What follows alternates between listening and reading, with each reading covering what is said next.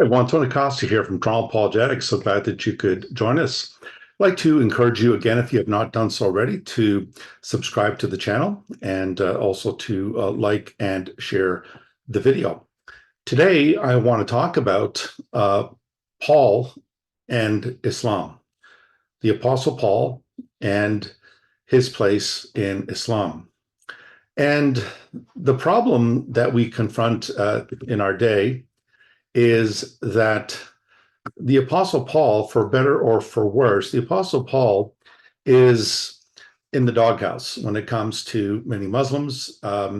They accuse the Apostle Paul of being the founder of Christianity, that he abandoned the teachings of Jesus, that he corrupted the teachings of Jesus.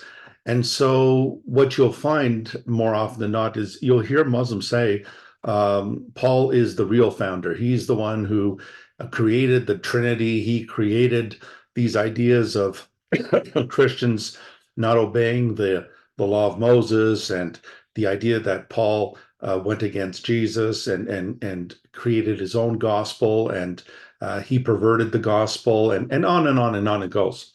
If you're interested in a more in-depth discussion on this, you may want to look at my lecture. It's in the description box below. The link is there. A lecture that I delivered at the South African Theological Seminary, and you could watch that lecture there, where I describe, or rather talk about, whether Paul is the founder or the follower of Christianity. And so what I want to do in this video, in this session, is I want to talk about the Islamic sources. Many Muslims are not aware of this, but many of the Islamic commentators, some of the well-known commentators in Islam, did not speak ill of Paul. In fact, many of them regarded him to be a messenger of Allah, and also to be a apostle and a disciple of Jesus.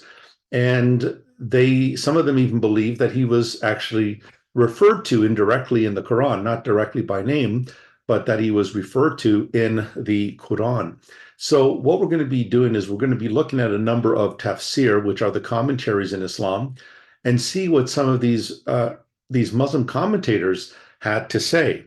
Now, the main text that we're going to be looking at, this one, and we'll also be looking at Surah 64, but in the Quran, in Surah 36, verses 13 to 14, it says, "And present to them an example, the people of the city, when the messengers," and again in Arabic, that's al-marsaluna, from the word rasul, which means a messenger or an apostle, "and present to them an example, the people of the city, when the messengers came to it, when we sent to them two, but they denied them. So we strengthened them with a third. And they said, indeed, we are messengers, marsaluna, to you." Now, what is interesting here is that the Quran says that Allah sent messengers to the city. And at first, it says that he sent two of them, but they denied the two. So it says, we strengthened them with a third, that is a third messenger.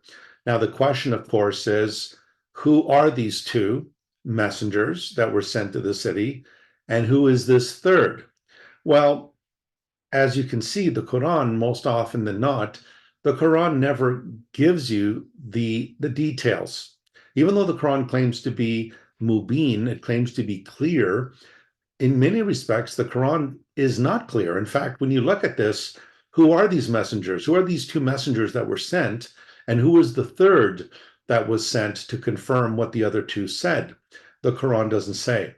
However, when you go to the tafsir, al-tafsir, the commentators of the Quran, people like Ibn Kathir, al-Jalalain, etc., they expound for us, they explain for us what this refers to. So in this passage then in the Quran, you have messengers that are sent, and then when they denied those two messengers, Allah sent a third messenger to strengthen or to confirm what the other two said. Now we know that there's at least there's three messengers being mentioned here. Well, who are these? Well, when we look into the Islamic sources, for example, the earliest biography that we have Muhammad comes from about 150 years after Muhammad's death. So you're looking at about 782, 785. And the first biography we have comes from Ibn Ishaq and his book. It's called the Sirah, meaning the life, the Sirah Rasulullah, the life of the Messenger of Allah. And this comes from Alfred Guillaume, who is a Muslim himself. Alfred Guillaume's The Life of Muhammad, published by Oxford University Press, page 653.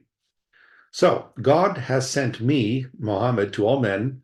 So take a message from me. God have mercy on you. Do not hang back from me as the disciples hung back from Jesus, son of Mary. They asked how they hung back, and he said, he called them to a task similar to that which I've called you. Those who had to go a short journey were pleased and accepted. Those who had a long journey before them were displeased and refused to go. And Jesus complained of them to God. And it says, from that very night, every one of them was able to speak the language of the people to whom he was sent. This has to do with the disciples being sent out to deliver the message, which in Islam is the message of Islam. And Jesus said, this is a thing that God has determined that you should do. So go. Those whom Jesus, son of Mary, sent, both disciples and those who came after them in the land, were Peter, the disciple, and Paul with him. So there you got Peter and Paul. Paul belonged to the followers and was not a disciple. And here we're told that he went with Peter to Rome. Andrew and Matthew to the land of the cannibals, Thomas to the land of Babel, which is in the land of the east, Philip to Carthage, which is Africa, John to Ephesus, the city of the young men of the cave, James to Jerusalem, which is Elia, the city of the sanctuary, Bartholomew to Arabia, which is the land of Hijaz, Simon to the land of the Berbers, Judah, who was not one of the disciples, was put in place of Judas. So here you'll notice Ibn Ishaq, and remember Ibn Ishaq's biography has gone missing. What we have is Ibn Ishaq's biography that has been edited by Ibn Hisham, who came later, which again pushes the biography of Muhammad even farther distant from Muhammad's death. So notice you've got the names of the disciples here, names of the apostles. The Quran never mentions the apostles by name. It talks about Jesus's apostles and disciples, but it doesn't mention them by name. So where did Ibn Ishaq or Ibn Hisham get these names? Well, the names come from the New Testament, and they come from Christian sources. But what is important here is that in this biography of Muhammad, it says that Jesus sent these disciples, and notice one of them is Paul. Paul was with Peter, and both of them went to Rome. Then when you look at the Tafsir al-Quran al-Adhim by Ibn Abi Hatim, he dies 327 after the Hijrah.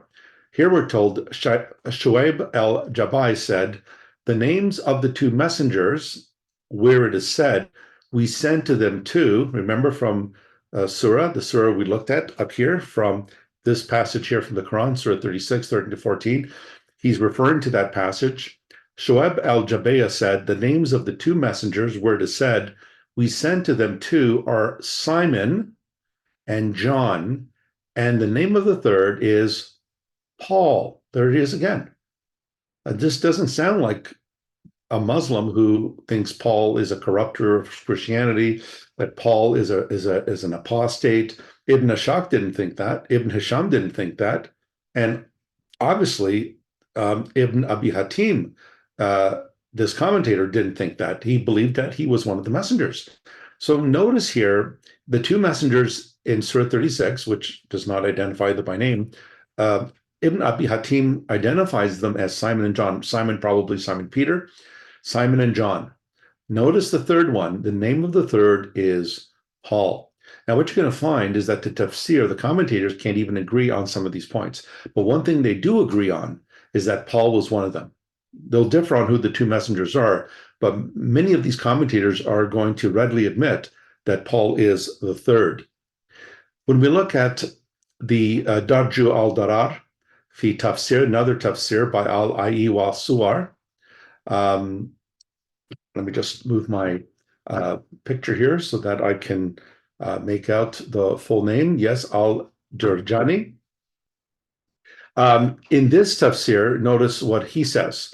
The people of the city is the people of Antioch. So now, notice again, the Quran does not identify the city. Notice the commentators have to fill this in.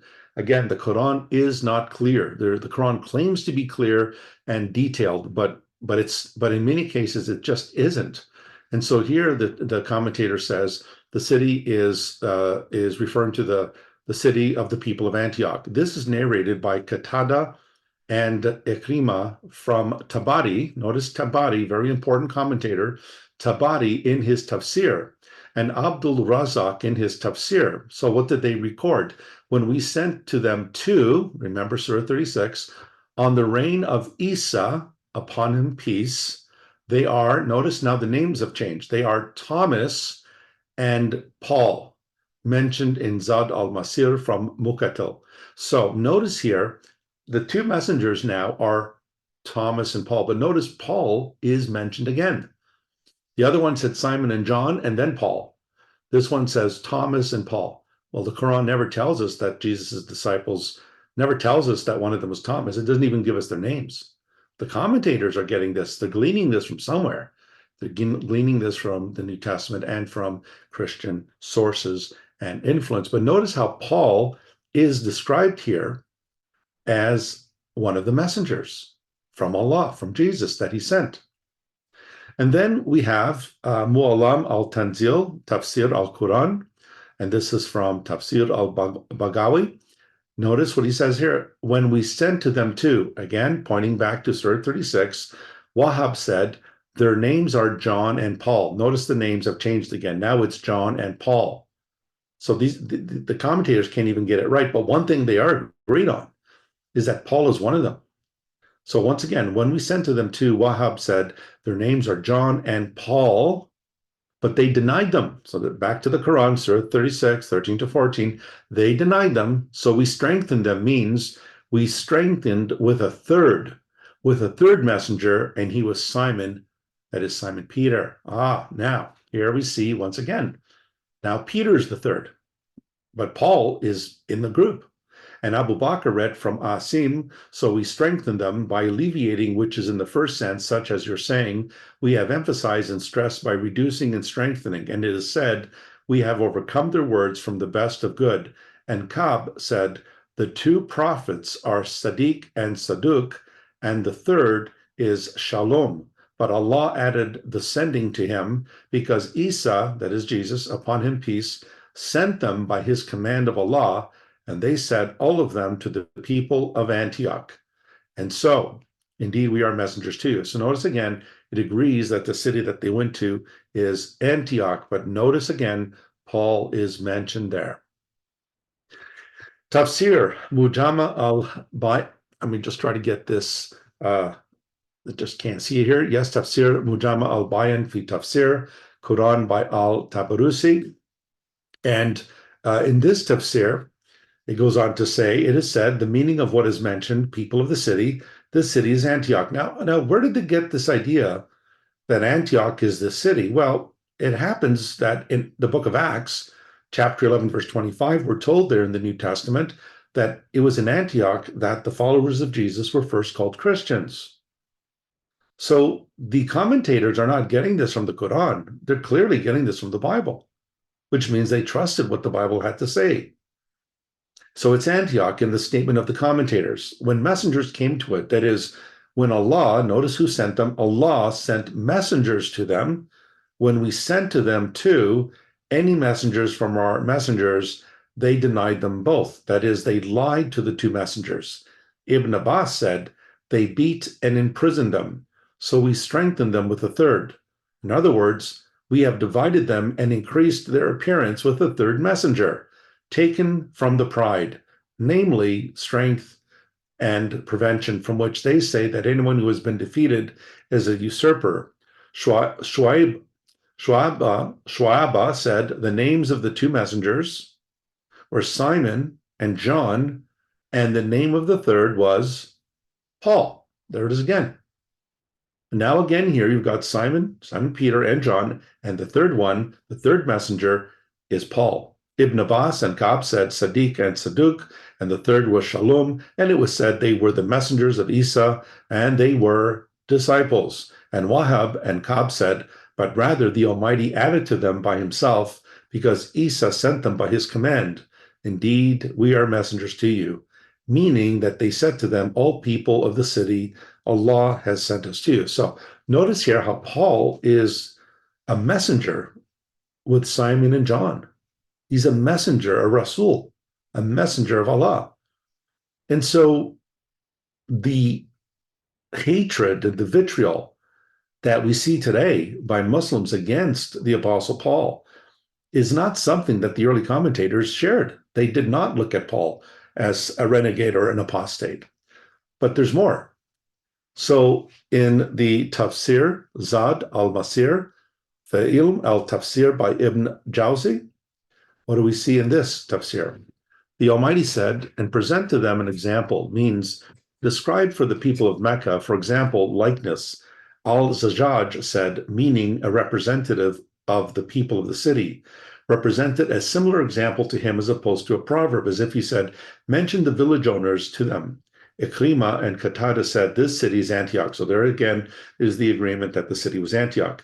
When we sent to them two, going back again to Surah 36, they're still talking about who are these two? What is this referring to?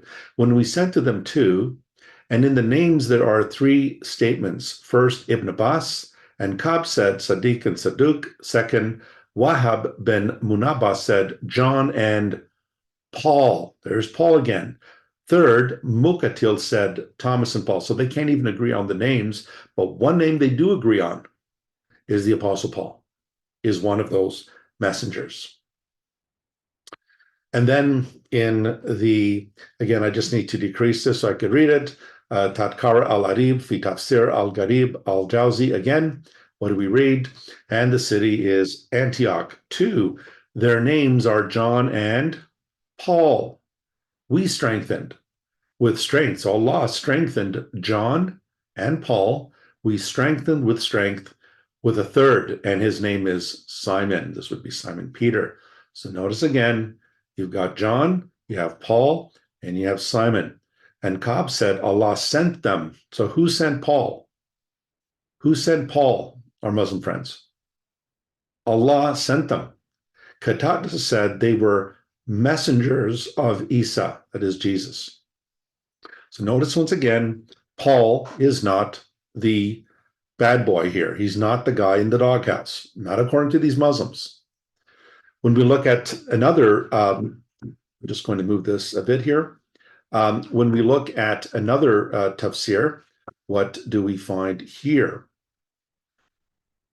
Well, in Tafsir al-Jami lil Ankam al-Quran by Imam al-Qurtubi, Qurtubi is a very important commentator as well. What does Qurtubi do? Now, notice what he does here. Qurtubi now is commenting on another surah, Surah 61, and verse 14. Surah 61 and verse 14. O you who have believed, be supporters of Allah, as when Jesus, the son of Mary, said to the disciples, who are my supporters for Allah? The disciples said, we are supporters of Allah. And a faction of the children of Israel believed, and a faction disbelieved. So we supported those who believed against their enemy, and they became dominant. So according to Surah 61:14, Jesus asks his disciples, who are my supporters for Allah? And they say, we are, to Allah we submit, we're Muslims, and so forth. And it goes on to say that a part of the children of Israel believed, that is, they believed in Jesus, they followed Jesus, and another one walked away. Now, those who believed in Jesus and the message of his disciples, Allah says that they became dominant. The Quran says the followers of Jesus would become superior until the day of resurrection. So the followers of Jesus didn't disappear. They didn't disappear. It says they will be supreme, they will be dominant, they will be there until the day of judgment. Allah has made them superior until the day of judgment. Now, just remember that Surah 61, verse 14, because the commentators are also going to look at this passage as not just including the 12 disciples of Jesus, but Paul as well. So Tafsir al-Jami Lil, let me just find this here. Ankam al-Quran by Imam al-Qurtubi. Again, Qurtubi, what does he say here? It was said this verse came down in regard to the apostles of Isa, Jesus, peace be upon him. Ibn Ishaq, so notice that, we read that, that was our first slide. We looked at Ibn Ishaq. Notice what Qurtubi does here. He goes back to Ibn Ishaq. He cites Ibn Ishaq, and it says, Ibn Ishaq in the Sirah said, Isa sent them from the apostles and followers of Peter and Paul to Rome. So notice Qurtubi is citing the Sirah of Ibn Ishaq, and he's quoting him here, as we just saw earlier. So Isa, Jesus sends the apostles and followers of Peter and Paul. Notice Peter and Paul. And according to Christian tradition, Peter and Paul were martyred in Rome. Andrew walked to the land where its people ate people, that is the cannibals, and Thomas to the land of Babylon, from the land of the east. Philip, that means Philip, singular, to Cartagena, which is Africa, and Jonas to Dacus, the village of the people of the cave. Jacob, James is to Jerusalem, the house of the holy, and Ibn Tama to the Arabia, which is the land of the Hijaz, and Simon to the land of the Berbers in Judea, and Bardas to Alexandria and its surroundings. Allah supported them with argument. They became visible, that is high. For you're saying anyone who is on the wall has appeared on the wall. Allah Almighty knows what is right. So notice Qurtubi here agrees with Ibn Ishaq. He quotes Ibn Ishaq in the Sirah. And notice Paul is mentioned by Qurtubi. He doesn't correct Ibn Ishaq and says, oh, by the way, Ibn Ishaq made a mistake there. Paul wasn't really part of the followers of Jesus. No, he quotes Ibn Ishaq with approval and includes Paul there in the band of the disciples. In another tafsir, Libab al-Tawil fi ma'ani al-Tanzil, when we sent to them two, but they rejected them, Wahab said their names are John and Paul. There's Paul again. Ka'b said Saduk, so we strengthened them with a third. That is, we were strengthened by a third messenger, and he was Simon. And it is said Shalom. Rather, Allah Almighty added the message to him because Isa, upon him blessings and peace, sent them with the permission of Allah Almighty. So they said the apostles are all to the people of Antioch. So notice once again, sometimes you'll notice the record gets a bit muddled, and it gets distorted. But once again, Paul is still there. He's still one of the messengers. And then we have, this may be I may have duplicated that, my bad, folks. Let me just skip that. We've already duplicated that slide. And so then you have Tafsir al-Adhim by al-Hafid Ibn Kathir. Ibn Kathir, another very well-known, very respected commentator in the Quran, the Tafsir of Ibn Kathir. What does Ibn Kathir say? And his statement, when we sent to them two messengers, going again back to Surah 36, when we sent to them two messengers, they denied them both, means they hastened to disbelieve in them. So we reinforced them with the third, means we supported and strengthened them with a third messenger. So who's the third messenger? Ibn Jurayya narrated from Wahab ben Sulaiman, from Shuaib al-Jabir, the names of the first two messengers were Simon and John, and the name of the third was Paul, and the city was Antioch. So notice Ibn Kathir, the respected commentator of Islam, of Sunni Islam, recognizes that Surah 36, verses 13 to 14, the two messengers, he says, were, the two messengers he mentions here were John and Simon. And the third messenger was Paul. So the word Rasul in Arabic means messenger, but it's also the word that means apostle. And so Arabic Christians, when they speak of the apostles, they use the word Rasul. Rasul refers to apostle. And so notice Paul here is included In other words, what Ibn Kathir is saying is that the Quran talks about Paul. Those three messengers, the third one is Paul. Now, the Quran doesn't say that, but if Ibn Kathir had the same view that Muslims have today of Paul, why in the world would he mention Paul as one of the messengers? So you'll see that these commentators do not agree at all with modern day Muslims. Tafsir, again, of Ibn Kathir, Tafsir al-Quran al-Adhim by al-Hafid Ibn Kathir.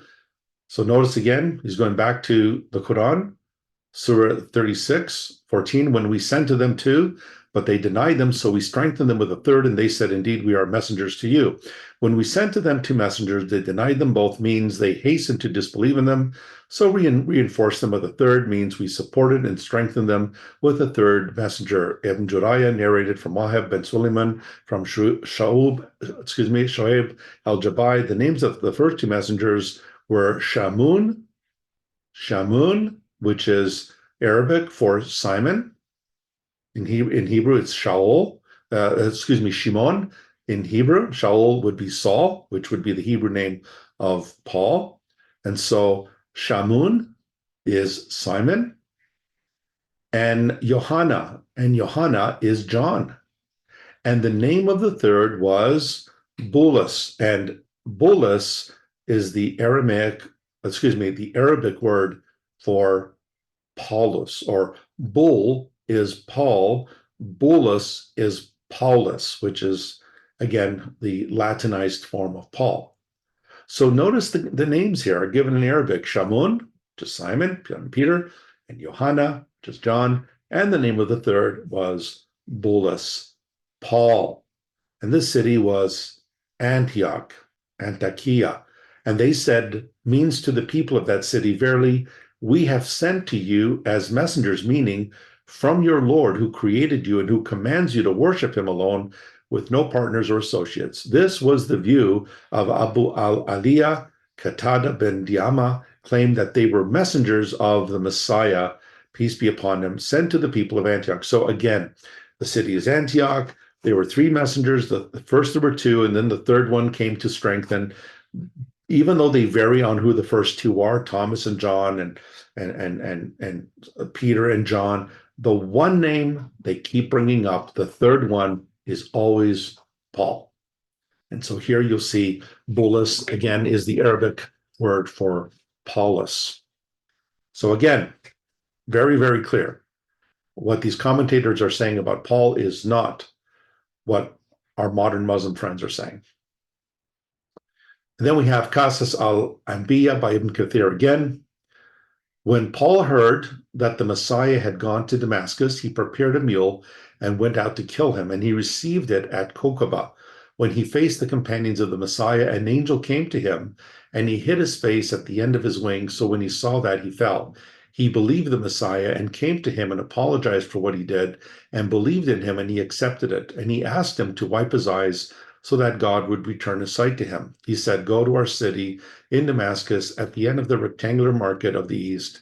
He called you and came to him and returned to him his eyesight. And Paul had solid faith in the Messiah, upon him peace, that he is a slave of Allah and his messenger. So in this story here, you get the story's a bit convoluted here. Paul went to Damascus, according to Acts 9, not to meet the Messiah, but to kill Christians, to persecute them, to imprison them. So in this account, obviously it's been garbled. They have the Messiah going to Damascus. The idea is that he's still alive on earth, and Paul heard about it, and he goes over there. Notice it says he prepared a mule. The Bible says nothing about whether Paul took a mule or a horse or a donkey or any animal to go to Damascus.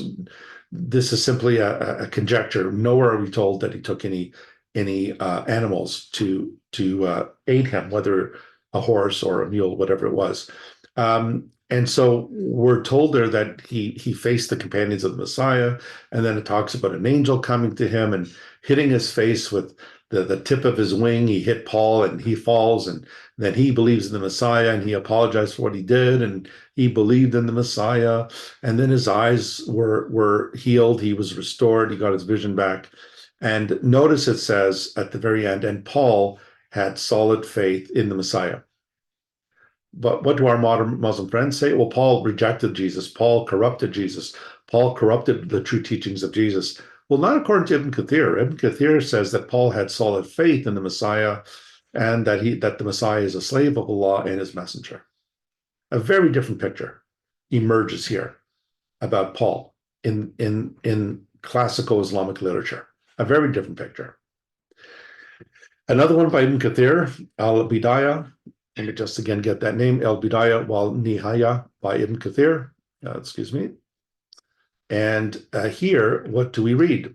When Paul heard that the Messiah, upon him peace, had gone to Damascus, he prepared his mules. Now he's got multiple mules. He went out to kill him, and he received it at Kokaba. And when he confronted the companions of the Messiah, an angel came to him and hit his face with the tip of his wing, and he blinded him. So again, it's garbled, it's convoluted. Yes, Paul was blinded, but that's because the risen Christ appeared to him, and there was a great light that blinded him. So when he saw that himself, he believed in the Messiah. So he came to him and apologized for what he had done and believed in him. So he accepted him and asked him to wipe his eyes so that God would return his sight to him. He said, "Go to our guest in Damascus at the end of the rectangular market of the east. He calls for you." He came to him and returned to him his eyesight. And Paul had strong faith in the Messiah. That's right. Ibn Kathir believed Paul had strong faith in the Messiah, upon him peace, that he's a slave of Allah and his messenger, and a church was built in his name. So even Ibn Kathir says a church was built in Paul's name, the church of Paulus, famous in Damascus, from the time it was opened by the companions. May Allah bless them until it was destroyed. So Ibn Kathir talks about a church being built in honor of Paul in Damascus. And it was the church of Paulus. And it was opened by the companions.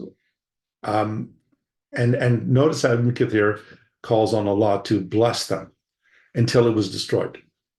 And so, again, what do we see over and over and over again? Paul is mentioned as one of the disciples and the apostles of Jesus. And then we have here in this document, let me get the full name here, Al-Bab fi Ulum al-Kitab by Abu Hafs al-Hanbali al-Namani. And so here we're told, we sent to them two, again, Surah 36, verses 13 to 14. Wahab said their names are John and Paul. Now, Paul is the second one here. Their names are John and Paul, but they denied them. So we strengthened them with a third messenger, and he is Simon. That is Simon Peter. Notice this time Paul is the second of the messengers, and the third one is Simon Peter. And what is of particular interest here is, once again, Paul consistently shows up in these documents. And Wahab said the two messengers are Sadiq and Saduq, and the third, Shalom. And Allah added the message to him because Isa, upon him blessing peace, sent them with his, the Almighty's, command. So again, notice Paul keeps showing up. And then here, in this is Tafsir al-Tahrir wal-Tanwir by Ibn Ashur. And here, what does it say? Going back to Surah 36. Now this time they're looking at Ayah 15, verse 15. They said, "You are not but human beings like us, and the most merciful has not revealed the thing. You are only telling lies." So the people are saying, the people of Antioch are saying to the messengers, "You're nothing but human beings like us, and the Most High, the most merciful, has not revealed a thing. You're all telling lies." And then Ibn Ashur says, the people of Antioch and the neighboring cities were a mixture of Jews and followers of idols from Greece. And he said, "You are only human beings like us.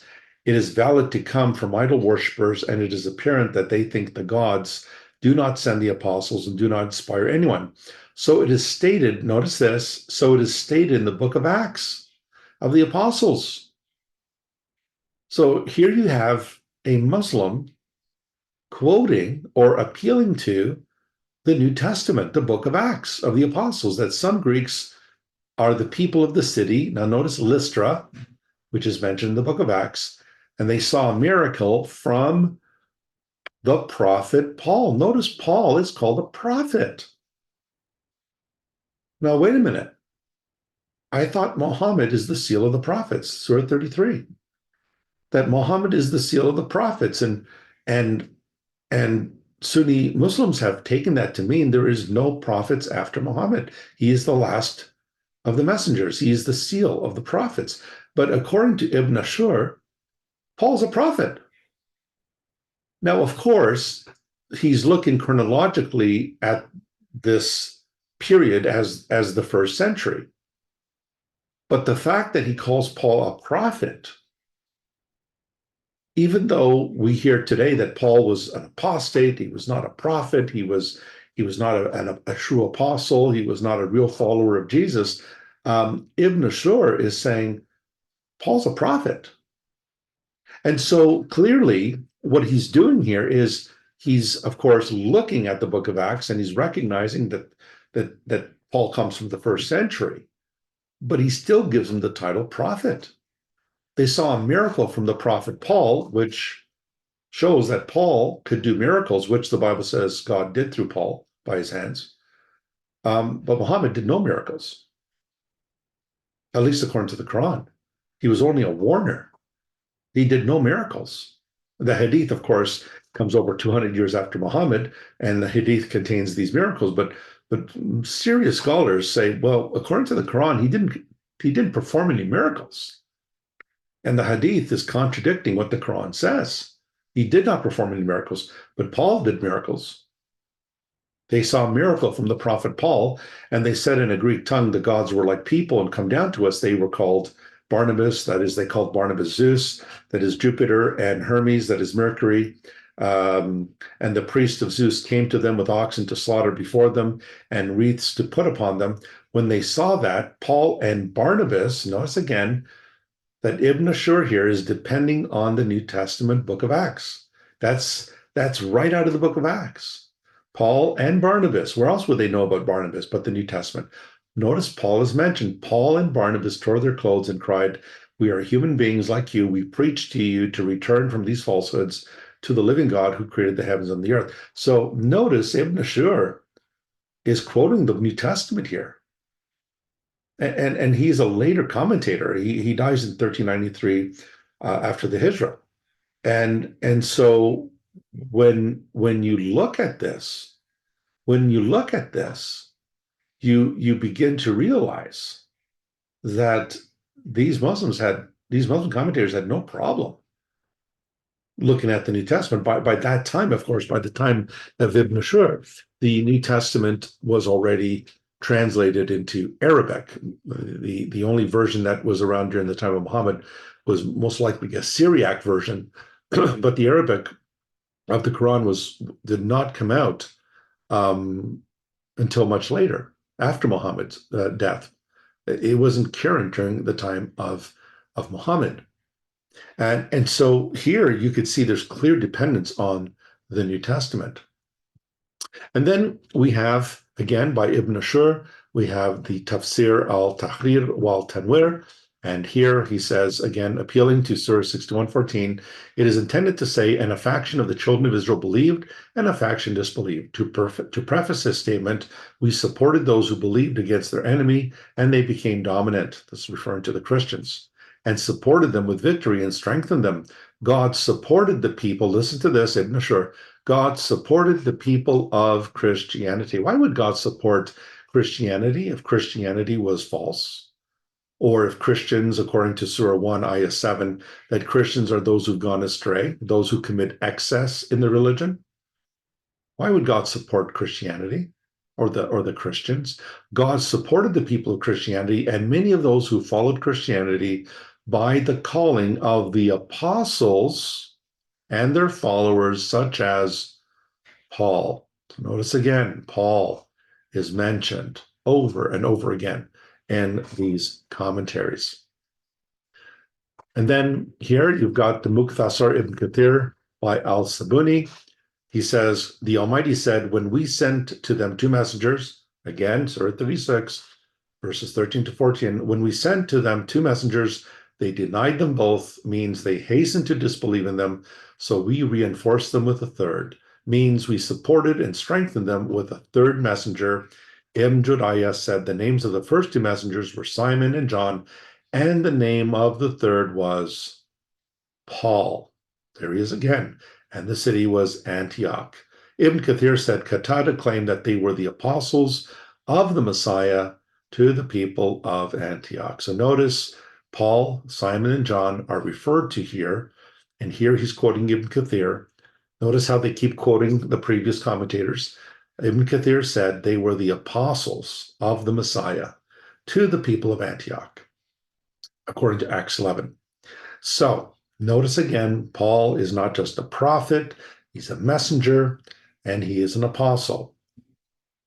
And so, folks, I hope that going through this documentary evidence, I hope that you're able to see that the alleged charge that is made unfairly against the Apostle Paul by Muslims, by current day Muslims, and even those in the early 20th century who tried to undermine Christianity by going after the Apostle Paul. This is something that the early Muslim commentators did not do.